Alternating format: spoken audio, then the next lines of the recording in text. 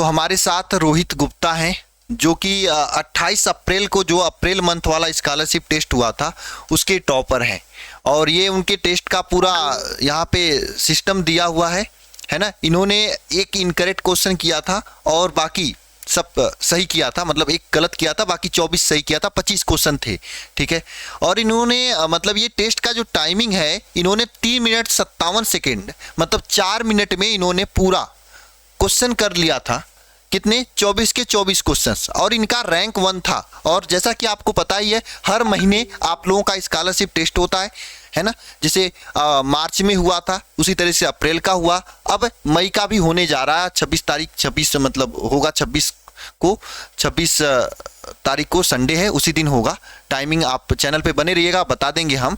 तो जो भी टेस्ट में टॉपर होता है उसको हमारे तरफ से 500 रुपये दिया जाता है, ताकि वो मोबाइल फ़ोन का रिचार्ज करा सके महीने भर के लिए। साथ में कुछ कापियाँ, पेन, जो भी उनको ज़रूरत की चीज़ें वो ले सकें, जिससे वो पढ़ाई अच्छे से कर सकें। तो रोहित हैं, जो कि पिछले टेस्ट के टॉपर हैं, रोहित गुप्ता। हम आप लोगों के साथ लाइव हैं, इस समय जुड़े हुए हैं। तो रोहित से हम कुछ बातें करेंगे, कैसे इन्होंने पढ़ाई कर रहे हैं और क्या इनकी स्ट्रेटजी है पढ़ने का, और इनका लक्ष्य क्या है आपके 2025 बोर्ड परीक्षा में लाने का। तो रोहित जी बताइए, 2025 में आपने लक्ष्य कितना बना रखा है लाने के लिए? जी सर, 95 प्लस। अच्छा, 95 प्लस लक्ष्य है। तो 95 प्लस लक्ष्य लाने के लिए आप जो आपने बनाया है, कितने घंटे आप पढ़ाई करते हो डेली? जी सर, डेली 8 से 10 घंटा चला जाता है। 8 से 10 घंटा अभी से पढ़ाई करने शुरू कर दिए हो आप? जी। अच्छा। तो क्लासेस हो जाती हैं, सेल्फ स्टडी 4 हाँ से 5 घंटे आपने जैसे कि बताई थी। हाँ हाँ।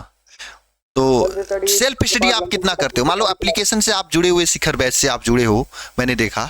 तो शिखर बैच में 1.5 से 2 घंटे आपकी मैथ की क्लास चलती है, फिर शाम को फिजिक्स केमिस्ट्री की 3 घंटे क्लास चलती है, कम से कम 3 2 5 घंटे हो गया। हिंदी तो मतलब जस्ट स्टार्ट होने जा रहा है। इंग्लिश की आपकी 1 घंटे चलती है। 5-6 घंटे तो हम लोग पढ़ा देते हैं। 5-6 घंटे के अलावा आप कितने घंटे पढ़ाई करते हो? आपने जैसे कि सर अभी बनाया था 5 से 6 घंटे का आपने टाइम टेबल बनाया था, तो उसके हिसाब से हम्म, 5 से 6 घंटे चला जाता है सर, पूरे अच्छा, हर विषय मतलब से लगा 5 के। से 6 घंटे आप हमारे साथ पढ़ते हो और 5 से 6 घंटे खुद से सेल्फ स्टडी करते हो? जी सर, 10 अच्छा, 10 11 आसपास पहुंच जाता 10-11 घंटा। तो बिल्कुल, अगर आप अभी से 10-11 घंटा पढ़ रहे हो और लगातार एग्जाम तक आप इसी तरीके से 10-11 घंटा पढ़ते रहोगे रोहित, तो यकीन मानना पक्का आप इस साल बोर्ड में 95 प्लस लाने वाले हो। ये मैंने पिछली साल भी एक बच्चे को बोला था, हालांकि उसका 95 तक नहीं जा पाया, 93 तक ही रह गया। उसका भी इंटरव्यू पड़ा है, यूट्यूब पे देख लीजिएगा आप सभी लोग। और ये मैंने ये भी देखा है कि ये जो स्कॉलरशिप टेस्ट के टॉपर्स होते हैं ना, टेस्ट के टॉपर्स होते हैं, उनका तो मैं ये देखा हूँ 90 प्लस होता ही है, ठीक है। ये रहा है यहाँ का मतलब सिस्टम, क्योंकि बच्चा जो 4 मिनट में अगर पूरा क्वेश्चन कर ले रहा है, तो मतलब मेहनती बच्चा है, तभी तो कर ले रहा है ना। और ये बताओ रोहित, टाइम टेबल वगैरह बनाए हो पढ़ाई करने के लिए? टाइम टेबल सर सेट नहीं हो पा रहा है।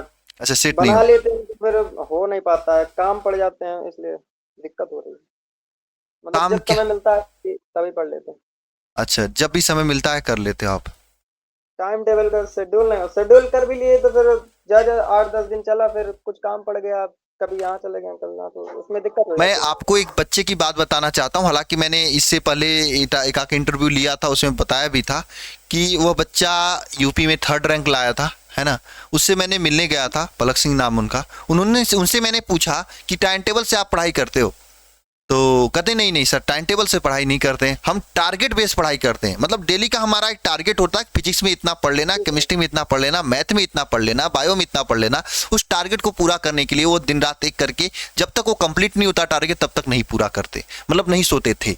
और इसी का रीजन था कि वो पूरे यूपी में 3rd रैंक लेकर आया उन्होंने, है ना। हालांकि अगर देखा जाए, जो 1st रैंक और 3rd रैंक में ज्यादा अंतर नहीं था, बस 1 नंबर का अंतर था। 1 नंबर से वो 3rd रैंक हो गई, है ना। 2nd रैंक 3rd रैंक आ गया, बस 1 नंबर की वजह से, ठीक है। तो ऐसे होते हैं, उनको फर्स्ट ही माना जाए, कोई कमी नहीं है ना। तो आप भी मतलब इस हिसाब से टारगेट बना के पढ़ाई करते हो, या फिर मतलब ऐसे ही, मतलब कि मन किया तो पढ़ा, नहीं नहीं मन किया तो नहीं पढ़ा?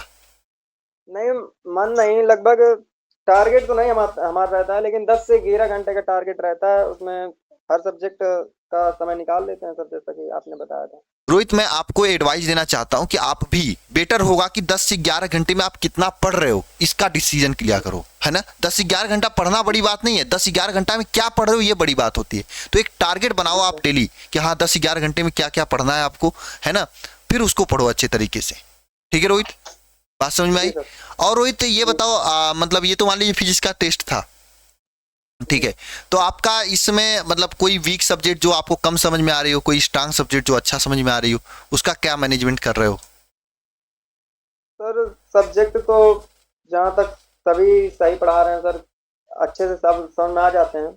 अच्छा, सब अच्छे से आ बस जाए। ज्यादातर ज्यादा रिवीजन होना चाहिए, बस रिवीजन से आ जाता है नहीं सब वो पूरा। तो मैंने बोला ही है कि देखिए रिवीजन के लिए यूट्यूब पे क्लास चलती है 7:30 बजे 8:30 बजे, और आगे हम इसी संडे से शुरू करने जा रहे हैं आपका एक्स्ट्रा, मतलब हर संडे को न्यूमेरिकल की एक एक्स्ट्रा क्लास रखेंगे जिसमें 2 घंटे 2.5 घंटे के शानदार तरीके से न्यूमेरिकल हम लोग सॉल्व करेंगे, है ना।